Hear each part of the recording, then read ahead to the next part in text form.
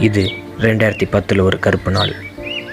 அன்னைக்கு கலீமுக்கு கேம்பில் சாப்பாடு கொடுத்துட்டு பழனிசாமி அண்ணன் கலீமை மேய்ச்சலுக்காக காட்டுக்குள்ளே எடுத்துகிட்டு போய் கட்டிட்டு கலீமை பாசமாக தடவி கொடுத்துட்டு வந்தார்.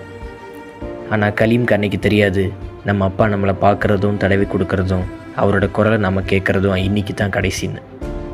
ஆமாம், அன்னைக்கு தான் பழனிசாமி அண்ணன் காலமானார். திடீர் மாரடைப்பினால் அவர் இயற்கை எய்தினார். ஆனால் பழனிசாமி அண்ணனுக்கு இதுக்கு முன்பு உடம்பு சரியில்லாமல் போனப்போ தன்னுடைய மாப்பிள்ளையான மணி அண்ணனை அடைத்து, இனி எனக்கு பிறகு கலீமை பார்த்துக்க வேண்டிய பொறுப்பு உங்களோட தான் சொல்லியிருக்கார். மணி அண்ணன் திகைச்சு போய் நின்னார்.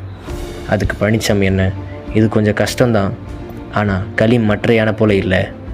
புத்தி கூர்மையும் பலமும் இவனுக்கு மிக அதிகம். எந்த இடத்துலையும் தன் பாகனை விட்டு கொடுக்க மாட்டான். உங்கள் கூட என் பையன் செல்லதுரையும் சேர்ந்து நிற்பான்னு சொல்லியிருக்கார். பழனிசாமி அண்ணன் மறைவுக்கு பிறகு மணி அண்ணனும் செல்லதுரை அண்ணனும் கலீமை பார்த்துக்க ஆரம்பித்தாங்க. மணி அண்ணன் பழனிசாமி அண்ணன் மறைவுக்கு 1 வருஷத்துக்கு முன்னாடி இருந்தே கலீமோட காவடியாக இருந்திருக்கார். செல்லதுரை அண்ணன் வளர்ந்ததே கலீமை பார்த்து தான்.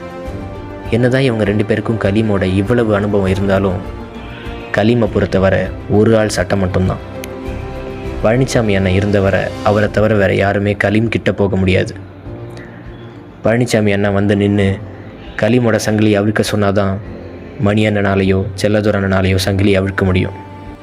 அப்படிப்பட்ட நம்ம கலீமை அவங்க 2 பேர் சட்டத்துக்கு கொண்டு வர்றதுங்கிறது நடக்காத காரியமாக இருந்தது. கலீம், மணி அண்ணன், செல்லதுரை அண்ணன், இவங்க 3 பேர் வாழ்க்கையிலையும் அடுத்து என்ன நடக்கப் போகுதுன்னு அடுத்த பதிவில் பார்ப்போம்.